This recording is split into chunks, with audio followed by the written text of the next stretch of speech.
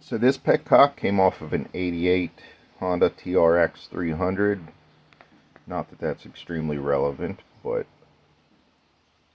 it just so happens that's what it came off of. And that's what this kit is for.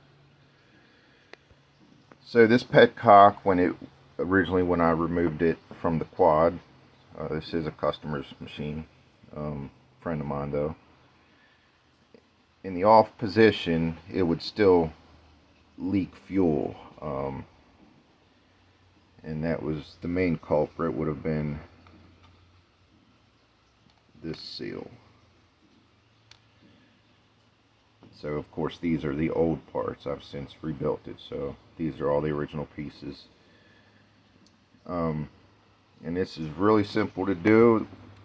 These are considered not rebuildable because from the factory, these are kind of like a peened over rivet. It's not a rivet, it's actually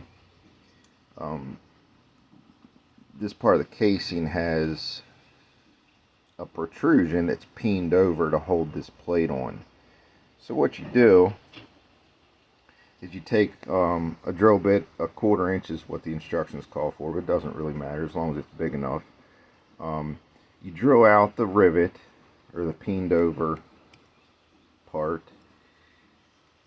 just so that it's just enough so that you can remove this plate. And then you use that drilled out area as a guide, and it comes with an included drill bit, a smaller one, and you drill into this boss area. It's called boss of the casing, and then you disassemble it, replace the seals, and this is actually a spring washer. I'm sorry, this part here.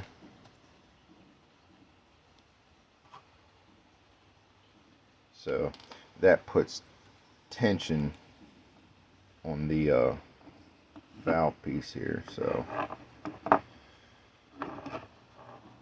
and then it comes with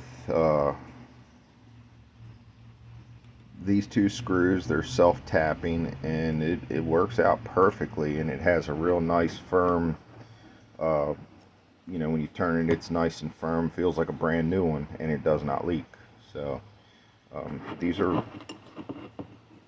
kits work great. So it was $20. I ordered this, it was like $20 for the rebuild kit.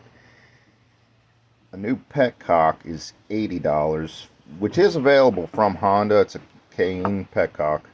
So that was $80 for a new one. You can get these for probably barely over $10 from China, but they're kind of junky. I've used them before. They're not very good.